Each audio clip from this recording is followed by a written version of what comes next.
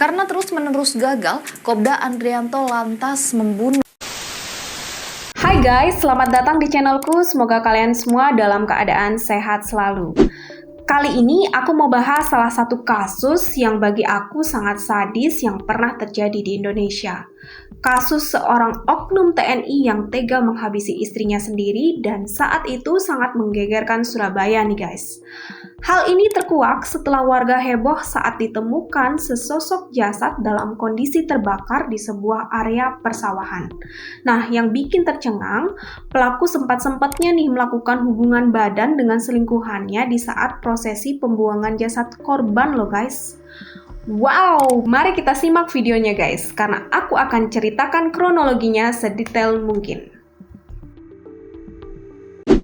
Sidang kasus pembunuhan terhadap Pipit Dian Lestari 35 tahun yang mayatnya ditemukan terbakar di Bangkalan terus bergulir. Sebelum kita bahas kejadiannya, mari kita kenali dulu siapa sih anggota TNI yang menjadi pelaku dalam kasus ini. Kopda Naf Andrianto adalah seorang TNI di Satkor Ko Armada 2, Kelurahan Ujung, Kecamatan Semampir, Kota Surabaya. Di sana, dia mendapat fasilitas tempat tinggal di Flat TNI A9 nomor 110 bersama istrinya. Andrianto masuk menjadi prajurit TNI pada tahun 2007 lewat Dikmata TNI AL 271 di Kodikal, Surabaya. Sampai pada tahun 2021, karena kegigihannya, Andrianto naik pangkat menjadi Kopda Naf sampai kejadian tragis ini terjadi. Di tahun 2013 silam, Andrianto menikahi Pipit Dian Lestari. Dari 9 tahun pernikahan itu, mereka dikaruniai 2 orang anak. Pada saat kejadian, yang sulung berumur 7 tahun dan adiknya berumur 3,5 tahun. Kedua anaknya ini mereka titipkan di rumah orang tua Pipit. Pipit merupakan orang yang menemani Andrianto dari awal merintis karir di TNI Angkatan Laut.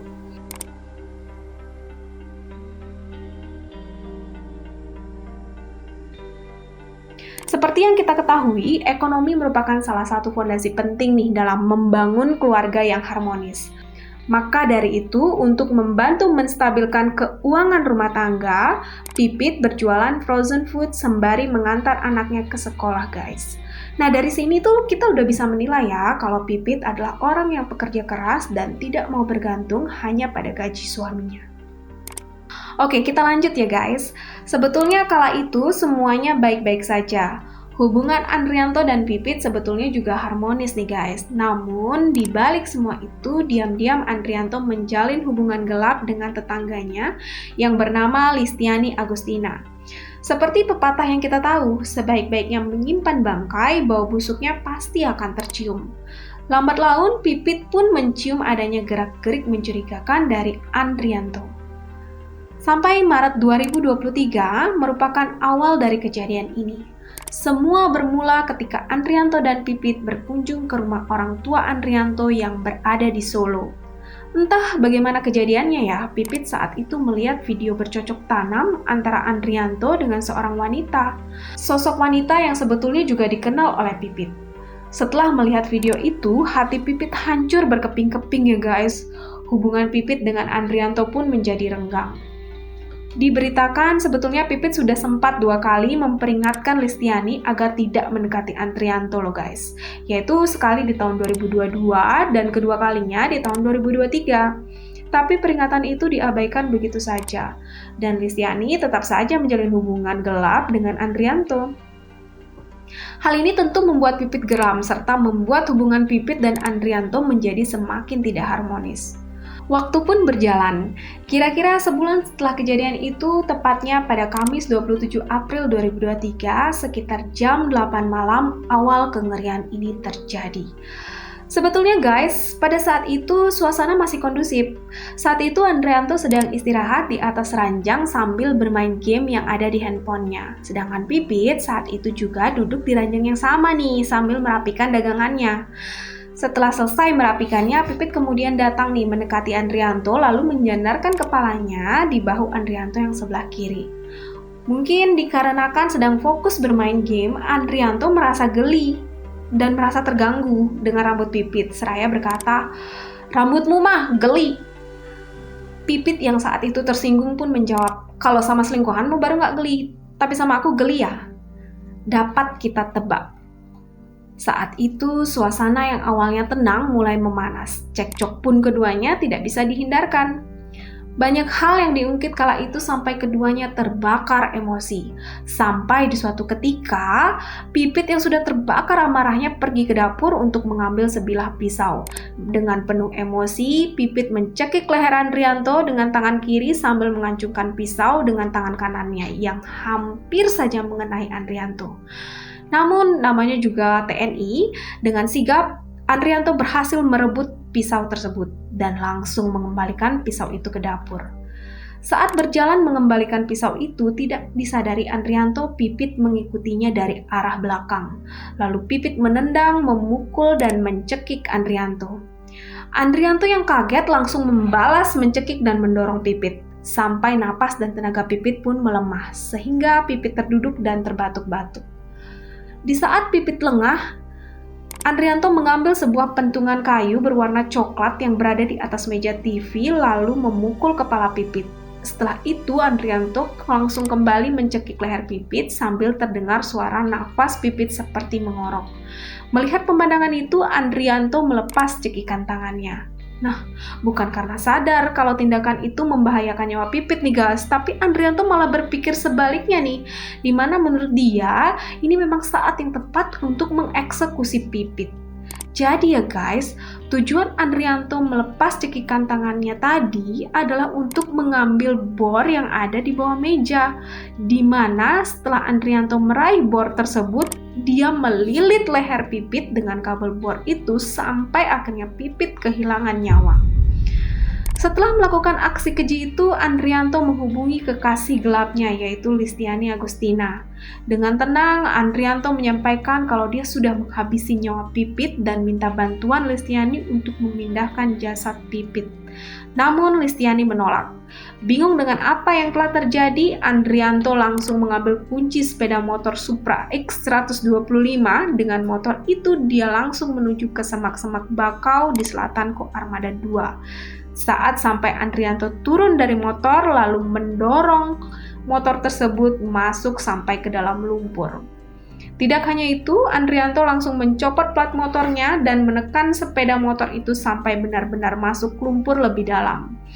Ternyata guys, itu dilakukan karena dia ingin membuat skenario jika Pipit pergi dari rumah dan tidak pernah kembali lagi dengan motor tersebut.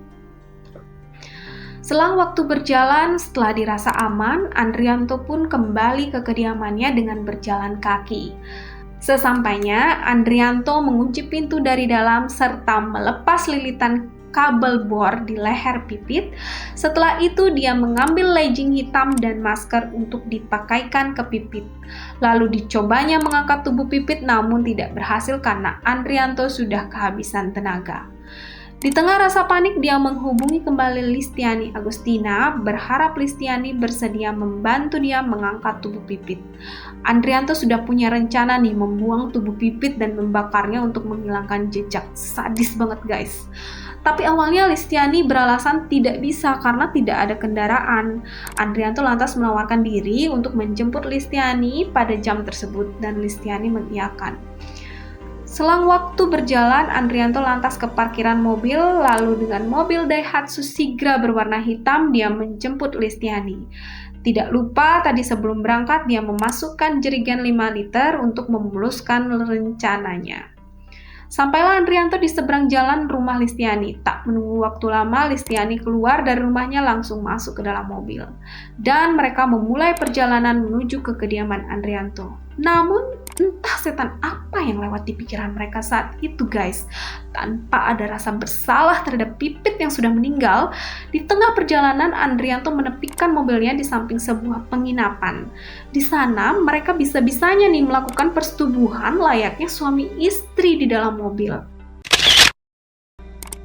Setelah selesai melakukan persetubuhan, Andrianto lanjut menjalankan mobilnya menuju ke daerah Jalan Pogot, Surabaya. Sebelum sampai, Andrianto menepi di sebuah kios di depan sekolah Muhammadiyah untuk membeli Pertalite eceran yang dimasukkan dalam jerigen sebanyak 5 liter. Jam 00:30 malam, akhirnya mereka berdua sampai di kediaman Andrianto. Setelah memarkirkan mobil, Andrianto awalnya masuk sendiri ke dalam dan mencoba mengangkat tubuh Pipit yang sudah mulai kaku. Namun, tidak berhasil. Dengan nafas ngos-ngosan, dia keluar dan minta bantuan ke Listiani. Di tengah gelap, di mana lampu sudah dimatikan, mereka berdua mengangkat tubuh Pipit keluar dan selang beberapa saat mereka berhasil memasukkan tubuh Pipit ke bagasi mobil. Wow, aku yang baca aja deg-degan loh. Gila sih ini di Flat TNI loh. Oke, lanjut. Setelah keluar dari kediamannya, Andrianto mampir ke Alfamart untuk membeli beberapa makanan dan minuman serta bermaksud mengisi kartu tol. Tapi tidak tahu kenapa pengisian tidak berhasil. Karena itu, Andrianto berinisiatif memakai Google Map mencari hutan terdekat untuk membuang tubuh Pipit. Google Map mengarahkan Andrianto ke hutan bakau dekat Mer, Surabaya. Tapi sesampainya di sana dia tidak menemukan tempat yang pas untuk membuang dan membakar tubuh Pipit. Hal itu membuat Andrianto pusing dan memutuskan putar balik menuju arah Kenjeran. Melihat Andrianto yang panik, Listiani memberi ide agar tubuh Pipit dibawa saja ke Madura lewat jalur Suramadu. Pertimbangan Listiani kala itu karena biasanya di Madura emang banyak sih tempat yang kondisinya masih sepi pada jam-jam tersebut. Andrianto pun setuju, lalu mereka berkendara. Kira-kira 2 jam perjalanan, mereka pun tiba di Madura. Dilanjutkan dengan menyusuri jalan di pedesaan di sana yang kondisinya masih sangat sepi, sampai mereka tiba di suatu daerah persawahan, tepatnya di desa Alang-Alang, yang mereka rasa aman tempat itu.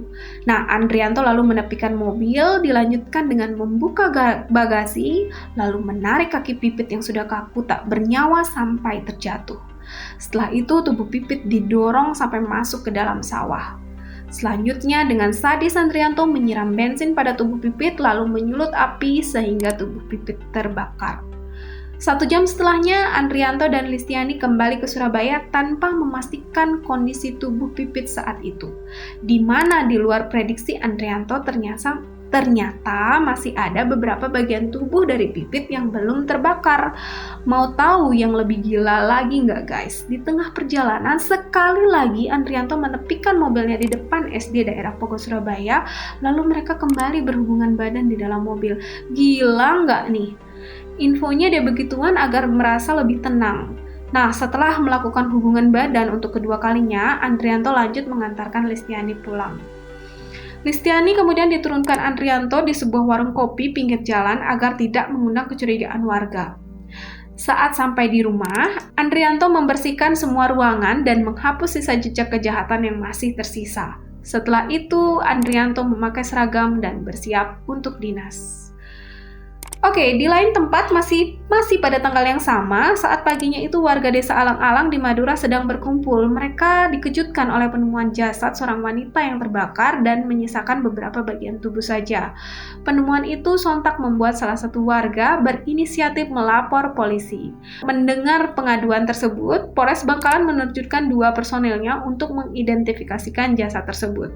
Nah, setelah proses identifikasi, jasad korban dibawa ke RSUD Syarifah Ambani Ratu Ebu Bangkalan guna proses lebih lanjut. Dari sidik jari yang ditempel di alat pengidentifikasi, diperoleh informasi jika korban bernama Pipit Dian Lestari dengan alamat Runggo Warsito Tengah. Setelah diketahui baik nama maupun alamat korban, anggota Satreskrim Polres Bangkalan langsung mendatangi rumah Pipit dan saat itu bertemu dengan adik Pipit. Betapa terkejutnya nih adik Pipit saat diinformasikan bahwa Pipit telah ditemukan dalam keadaan meninggal dunia dengan kondisi tubuh terbakar di desa Alang-Alang Kabupaten Bangkalan, Madura. Setelah itu, adik Pipit diminta ikut ke RSUD Bangkalan untuk melihat dan menandatangani surat persetujuan otopsi karena ditemukan kejanggalan atas kasus meninggalnya Pipit. Dari hasil otopsi didapatkan fakta jika penyebab Pipit meninggal bukan karena terbakar, namun karena terhambatnya aliran oksigen ke seluruh tubuh, dan hal ini identik dengan kasus penghilangan nyawa yang dicekik sehingga tidak bisa bernafas. Lalu ada fakta yang lebih bikin sedih nih guys, ternyata saat dihilangkan nyawanya Pipit sedang dalam kondisi berbadan 2 alias mengandung anak ketiga dari Andrianto. Speechless nggak sih kalau sudah begini? Polisi kemudian melanjutkan interogasi kepada orang-orang terdekatnya Pipit. Dari adiknya didapat informasi jika hubungan Pipit dan Andrianto suaminya sedang tidak baik-baik saja dikarenakan faktor orang ketiga. Dan sebetulnya guys, polisi juga sudah menaruh curiga nih kepada Andrianto, di mana saat istrinya hilang, dia tidak ada membuat laporan pencarian orang kepada kepolisian. Berbekal informasi itu, polisi bergerak dan tidak butuh waktu lama, Andrianto dan Listiani berhasil diringkus. Andrianto akhirnya disidang militer atas apa yang dia perbuat, sedangkan Listiani yang turut membantu usahanya dalam penghilangan jejak kejahatan disidang di Pengadilan Negeri Surabaya.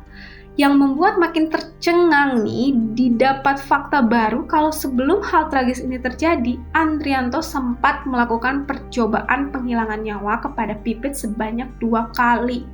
Yang pertama, diberitakan bahwa Andrianto pernah menabur racun jenis Temix ke makanan Pipit, namun gagal karena Pipit tidak memakannya. Nah, yang kedua nih, Andrianto sempat menyuntikkan racun cair ke antangin yang mau diminum Pipit. Namun gagal juga karena Pipit merasa ada yang aneh dari rasa antangin itu sehingga dimuntahkan. Akhirnya Andrianto dituntut hukuman seumur hidup dan Listiani dituntut 10 tahun penjara. Nah, berkaca dari kasus-kasus seperti ini, semoga kita menyadari ya, jika apapun perbuatan kriminal, apalagi sampai melakukan penghilangan nyawa, pasti akan ketahuan. Tidak ada jejak kejahatan yang sempurna. Dengan kejadian ini, bukan hanya nasib Pipit yang memilukan, namun juga nasib anak-anaknya juga menjadi kasihan. Sudah kehilangan sosok ibu, sosok ayah pun juga harus mendekam di penjara dalam kurun waktu yang lama. Ya, kita hanya bisa berdoa semoga Pipit mendapat tempat terindah di surga. Oke, mungkin sekian yang bisa aku sampaikan dari kasus ini. Sampai jumpa di kasus-kasus lainnya.